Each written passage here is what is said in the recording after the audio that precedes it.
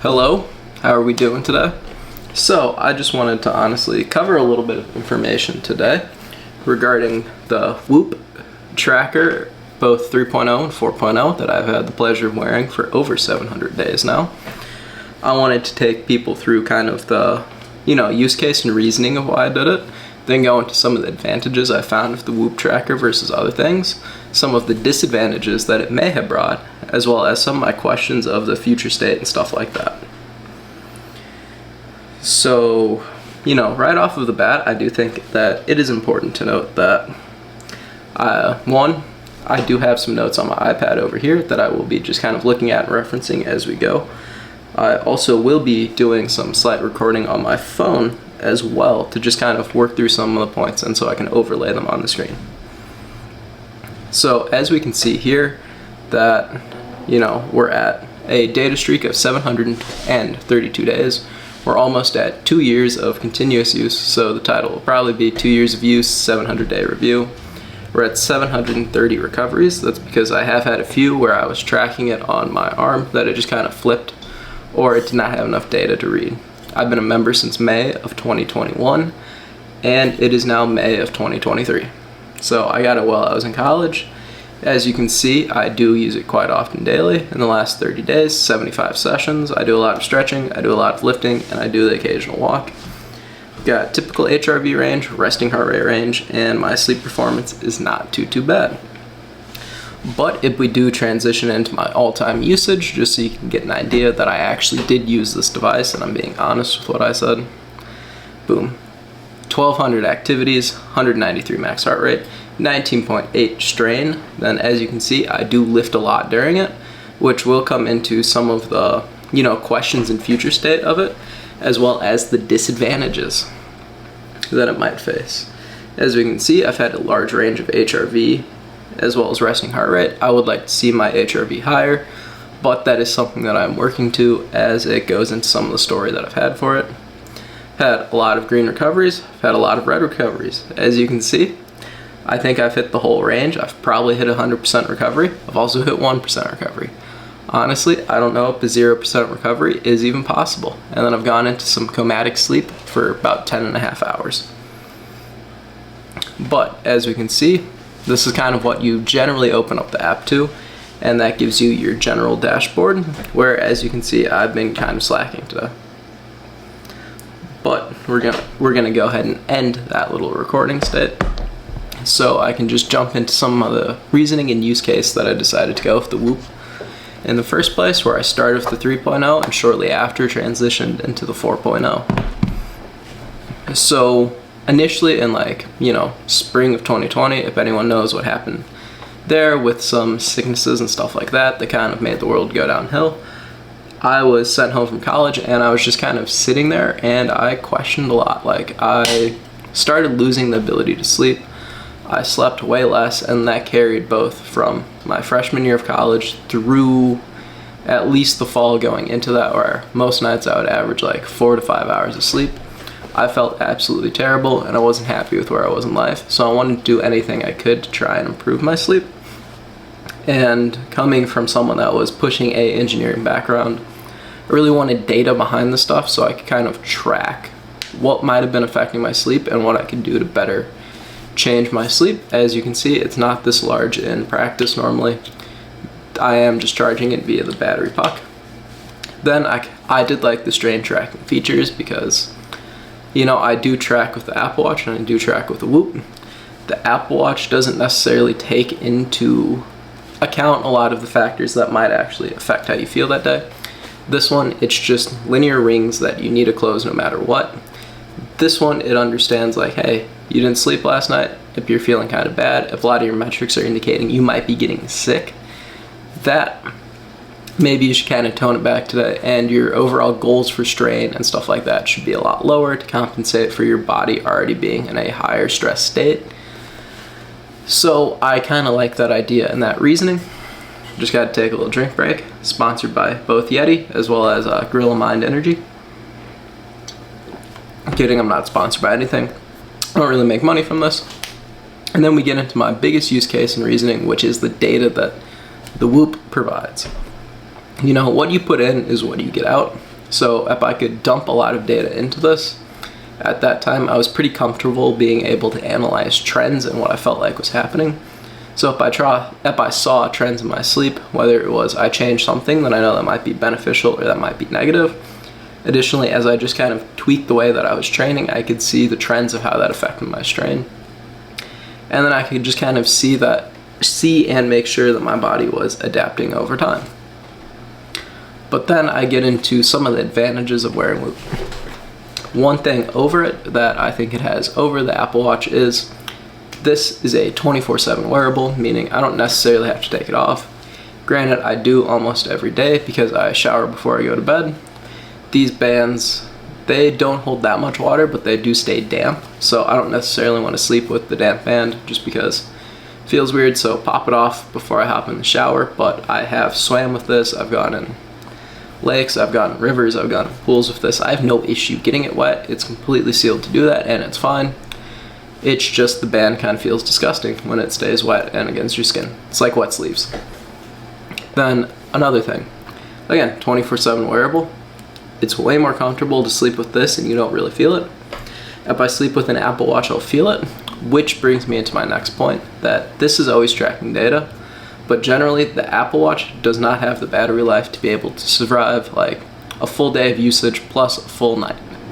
Granted, this is a Apple Watch that I've had for 4 years just about, since my senior year of high school, but I just don't think that the Apple Watch, even in its newer states, necessarily has the ability for you to wring it out as much as you could the Whoop band, and that includes things where it's like maybe you go camping for a night and stuff like that. Most Apple Watches, even the newer ones, unless it's the Ultra, aren't going to have the ability to stick with you through like a day or two of continuous use, of which case then you just have something that doesn't even work. This you can get comfortably like 3-4 days maybe.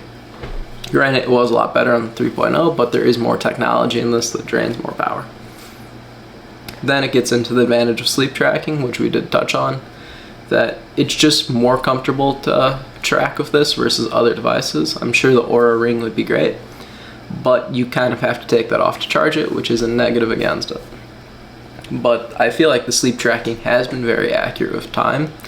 It does a great job, in my opinion, of tracking sleep as long as you are wearing it, and it does have good contact on you, as that is a given that it needs good contact in order for it to be able to understand what it's tracking, even though I'm not sure the overall accuracy of how it denotes through the different waves of sleep or the different types of sleep.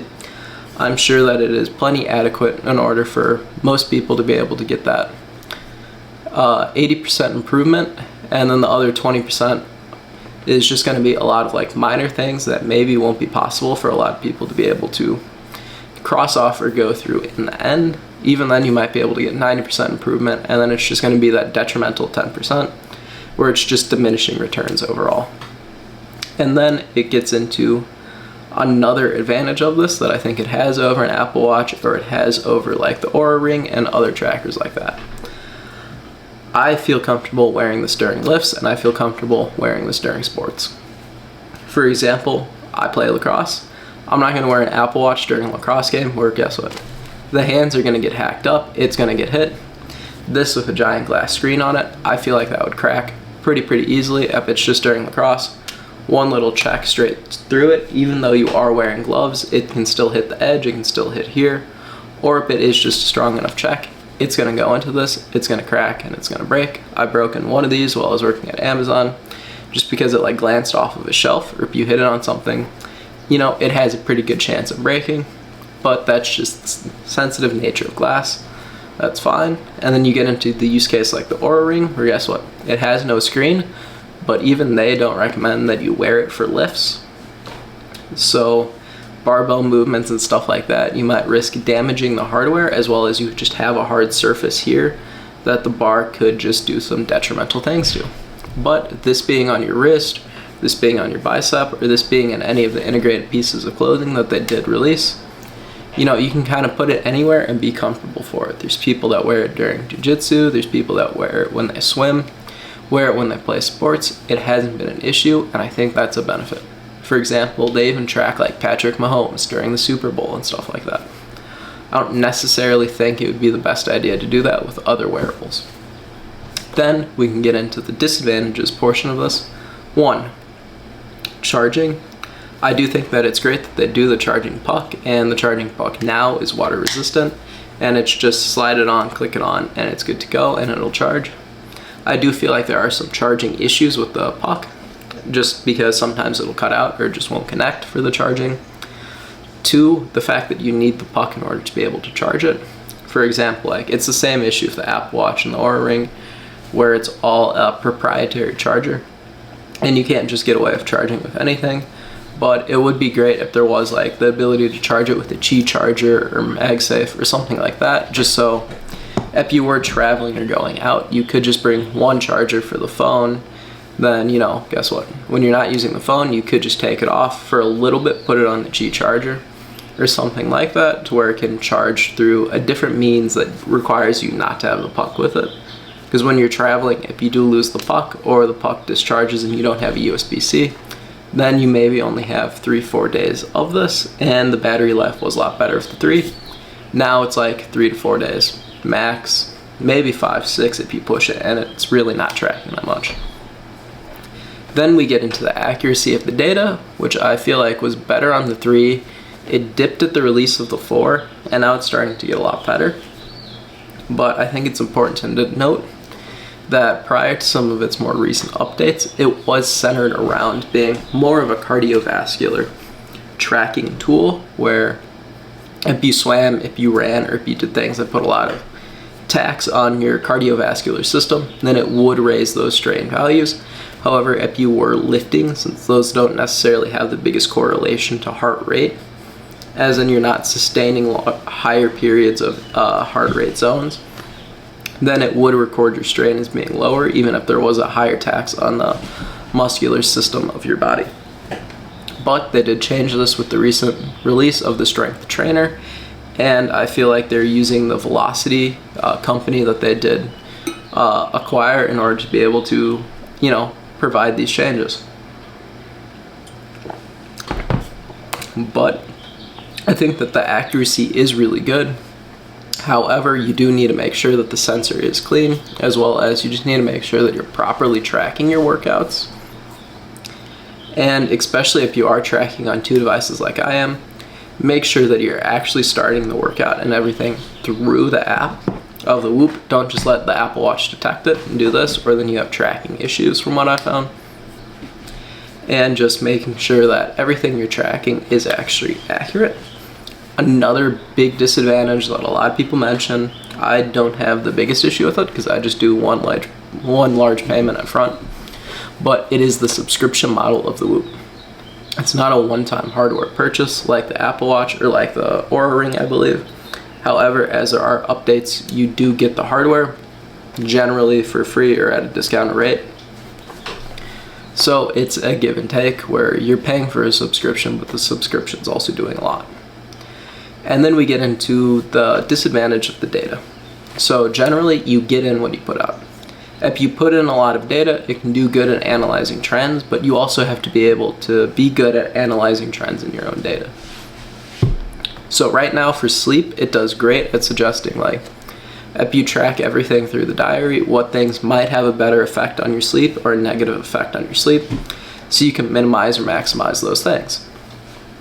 However, if you don't log any of those activities in your diary for the sleep, then it can't necessarily analyze those trends, so you would just be blindly seeing your sleep values and you wouldn't be able to do much with that. So that's kind of a disadvantage if you don't want to put that much effort into it, but it can also be a very big advantage. And the same thing happens when it comes for workouts. You can get information from the workouts as long as you accurately track them. However, some of its data and stuff like that just doesn't necessarily mean anything or do anything. Like for Strength Trainer, it goes 15 reps for if you're looking to build endurance, under 8 reps if you're looking to build strength. Sure, that is what it is. I don't necessarily think that's the best way for them to go about displaying the data, but it is hard to understand trends in data. It's good when it says like, hey, your last, like, these workouts have been more intense than the others. This can be indicative of stuff, and just seeing as your strain rises and then it drops, it's good to see that your body is adapting to stuff, but I think they could do better at calling out how your body's adapting with time. And then this leads us into questions in the future state. I think that the strength trainer itself is in the early stages of its software development, and it's the integration of the Velocity company that they had acquired a while back. I don't think they're taking maximum advantage of it, and I think there is a lot of revisions that need to be made, which will then appear in a video up here or up here. I don't know which corner it is, but I do think there are some issues with that application and the use of it. Additionally, hardware updates. I don't know how much they can keep updating the software in this before the hardware reaches its limitation, and they need to release the 5.0, or what happens there. That is a mystery to me, but we will see what happens. The battery life of this, I think in the 5.0 they need to address this, whether it's power draw, other things like that, increasing the battery, increasing the size, or just increasing the rate at which it can charge or something. I think there needs to be a battery life change. And then finally, the biggest, question or future state, software development. This is primarily a software product, as there is no screens, there is no physical things you necessarily have to interact with away from charging it. Everything is pretty much analyzed and done through the software. This is all dependent on them continually updating the software and pushing the edge. If it reaches a stagnation point, then I think other trackers and stuff like that will be able to, if they're below it, they'll be able to meet it and exceed it. If they're at the same level, then they might start progressing faster. The Whoop team has done great with releases, updates, and stuff like that. But if they do start to stagnate or they can't keep making changes, I think their software development could fall behind, and that could be an issue. But overall, I would recommend that people look into the Whoop, try out the Whoop if they're okay or they have the funding to do it, and if they're looking to actually put in the time, effort, and data to be able to properly track their sleep, their strain, and everything going with this. I will be looking to transitioning the training style that I primarily do into more hybrid and incorporating more cardio. So I think that will be interesting to see how that changes with my Whoop data and how that affects everything overall. But if there are any questions that I can't answer, please let me know, as I would be interested in helping or answering any questions that people have. But this has been my 700 days with the Whoop 4.0 and 3.0. Please let me know if you guys have any questions. Use code GP at V1 Nutra checkout if you want to check out some supplements. But with that being said, have a great day and good luck.